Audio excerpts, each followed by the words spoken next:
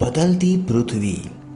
पृथ्वी का क्रस्ट बहुत सी विभिन्न प्रकार की छोटी बड़ी प्लेट से बना है, जहां पर महाद्वीप और समुद्र तल मौजूद है।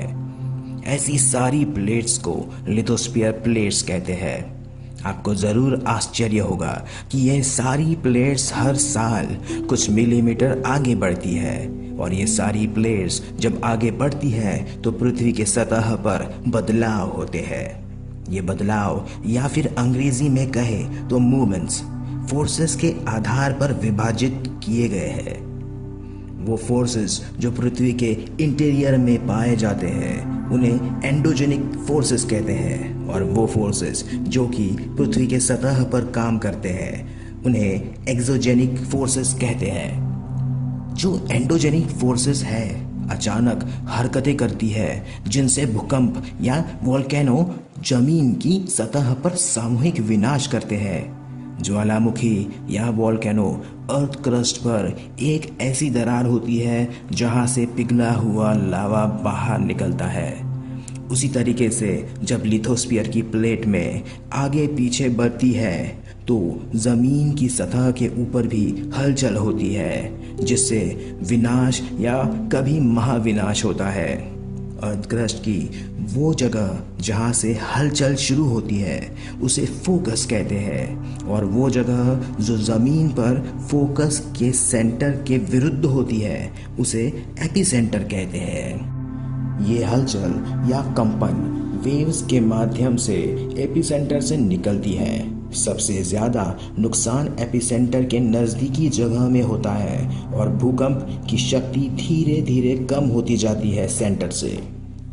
भूकंप का पहले से ही पता होना कुछ मुश्किल सी बात है, पर भूकंप के आने से पहले हम तैयारी ज़रूर रख सकते हैं।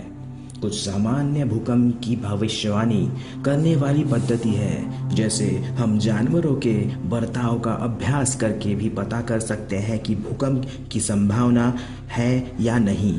जैसे पानी के अंदर मछली का बर्ताव बदल जाना, सांप धरती के सतह पर आ जाना। धरती की सतह बार बार अपना रूप बदलती है। ये होता है वेदरिंग या मौसम के प्रभाव के वजह से, और या कुछ परिस्थितियाँ जिनसे सतह पर कटाव निर्माण होते हैं। जैसे सतत किसी पत्थर पर पानी की धार गिरती है तो कटाव निर्माण होता है। उसी तरह से पत्थर की भुरभुरी चट्टान पर हवा का रुख सतत पड़ता है तो उस चट्टान की सतह पर कटाव निर्माण होने लगता है। पानी हवा द्वारा जो कण या पार्टिकल्स एक जगह से दूसरे जगह पर जाते हैं वो आखिरकार किसी जगह पर एकत्रित होते हैं, और इसी तरीके से विभिन्न पत्थर पहाड़ की उत्पत्ति होती है। पत्थरों के कटाव में नदी का क्या कार्य है? नदी का बहता पानी बड़े बड़े चट्टान में कटाव निर्माण करता है, और जब एक कोन से ये पानी ऊंचाई से नीचे गिरता है तो झरने का निर्माण होता है। सामान्य मैदान पर जब नदी का पानी बहता है तो छोटी मोटी ढलान के वजह से जिगजैग तरीके से पानी आगे बढ़ता है। इसे मियंडर्स कहते हैं। कभी कभी नदी में बाढ़ आती है जो पूरे आसपास के परिसर पर असर डालती है। ये बाढ़ जमीन पर विभिन्न प्रकार के पदार्थ एकत्रित करती है, जिससे जमीन उपजाऊ बनती है। नदी जैसे ही समुद्र की ओर बढ़ती है उसकी गति धीमी होती जाती है, जिससे नदी विभिन्न कमजोर जल स्रोतों में बढ़ जाती है। नदी की गति इतनी धीमी होती है कि वह अपने पदार्थ रास्ते में जमा करते हुए आगे बढ़ती है। बड़ी बड़ी चट्टानें जो समुद्र में होती है, लहरें उनसे कटाव निर्माण करती है, और इसी तरह से समुद्र लहरों के बार बार टकराने से चट्टान में गुफा का निर्माण होता है।